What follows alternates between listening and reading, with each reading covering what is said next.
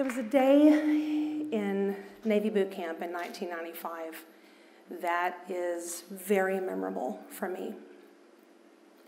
Our division commanders took all 80 of us, lined us up in 2 rows of 40, facing one another. We sat on the ground. We hooked legs with the person across from us, and we hooked arms with the person on either side of us. And we were told to commence sit-ups, which we did, until one by one, each of my shipmates began to fall out. We yelled encouragement. In fact, we growled encouragement not to quit until inevitably the person next to us would be the one who hit muscle fatigue. And we'd grab them by that arm and would pull them up with everything we had because we didn't want to fail. We were going to succeed or fail together. Well, I don't have to tell you that you can only do sit-ups for so long before everyone hits that point of muscle fatigue. And as we all lay there on the floor of our compartment, feeling entirely defeated with tears in our eyes, that's when our division commanders began that process of building us. See, we had come as 80 individuals to boot camp, but we were becoming something bigger than self. We were becoming a team. Our division commanders played a song for us I know every one of us could probably sing many of the lyrics to, Lee Greenwood's God Bless the USA. And as we listened to the words of that song, we thought about what it meant to lose our family, to have to rebuild. And we thought about what it meant to serve. Because there's a key line in that song that says, I proudly stand up next to you and defend her, our nation, still today. We took those words and along with the Navy core values of honor, courage, and commitment, we wrote those on our hearts. We would wind up taking that attitude with us, that passion with us to the fleet through training, and we would continue building our Navy family, our Navy tribe, all around the world. So this is part of my Navy family, the part that we began to build right after boot camp. And as relationships go, as you align yourself with people who share a passion, share a mission, and in this case, share a uniform, bonds can go very deep. So I don't think it would surprise you to know that I ultimately wound up marrying the second man from the left, Jason Springer. We were young, we were idealists, and we had owned the fact that we were going to change the world one command at a time. We got married on December 22nd, 1996, and we were trying to figure out what it was going to look like to be a dual military couple. He was stationed on the USS Kincaid in San Diego, California, and I was stationed in Winter Harbor, Maine, across the country. And on March 5th, 1997, only 10 weeks and 4 days into our marriage, I received a visit that would remarkably alter my future.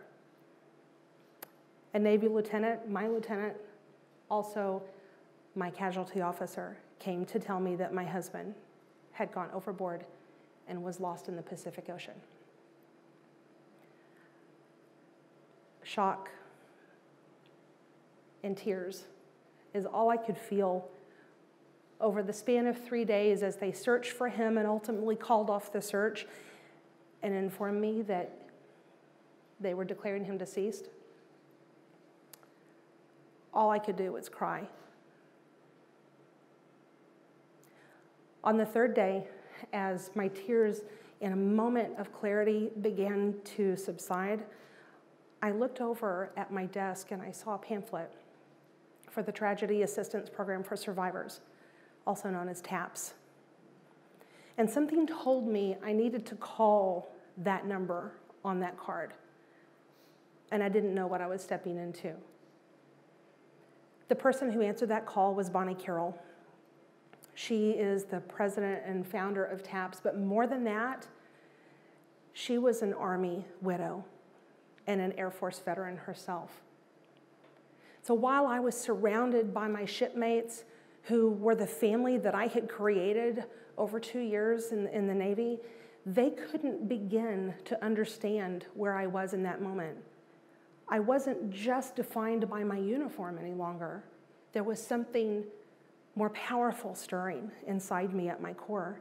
And that's something Bonnie understood intuitively because she also was going through the same thing. She walked alongside me for 2 years for the remainder of my Navy career, and she saw me through many ups and downs.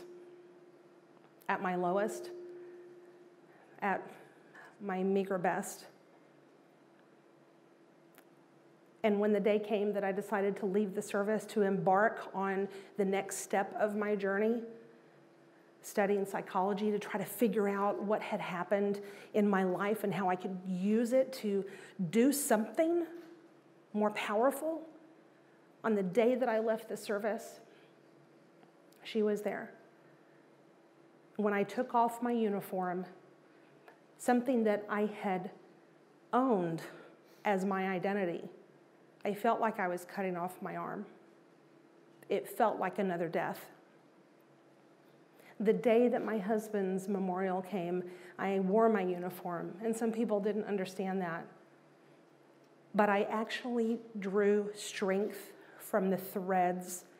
It got into my spine, and it gave me the courage to stand up and render final honors for him. I couldn't imagine giving that up, but I knew that there was something that I needed to do with this loss. It couldn't just be about me, just like boot camp wasn't about me. It was building into something different. This loss was building into something different. And I had to make sure that Jason's death meant something. So I graduated from college and I went back to TAPS. And I began to work alongside Bonnie Carroll to provide hope and healing for others like us who had experienced that loss. One of the greatest things I learned in my time in the Navy was the importance of aligning yourself with someone, with a group of people who share your passion and your mission. And that's what TAPS has been for me. Coming alongside of people in their grief journey in the most difficult times of their life. It did so much for me. It lifted me to a different plane. See, it's not about expertise. I can't stand here and tell you that I tell people how to make their way through their grief. That's not my job. We like to say that our responsibility is to go to the wilderness of the soul with another human being without feeling responsible for helping them find their way out. It's about bearing witness to their life and them bearing witness to yours. It's a family. There's the family you're born into, and then there's the family you create. This is a little bit of my TAPS family now. We are more than 75,000 members strong across the United States and around the world, and we are showing up when it's tough. We're there when you can't pick yourself up off the floor, like in boot camp when we had to grab by the arm and pull up. We're down there and we're lifting people up off their knees because that's where they find themselves in their grief. My question for you is, who's your family? Who are those people that you've aligned yourself with? The people you share a mission with, a passion. The people you show up for and who show up for you. If there's one thing I know that TAPS has further taught me, is that we are stronger together. It takes us all. So I want to challenge you. If you sitting here right now can't point to who your tribe is, who those people are making a difference in your life, mentoring you, and who you are mentoring through their ups and downs, I want to challenge you to find them, identify them, and show up, because we are stronger together. Thank you.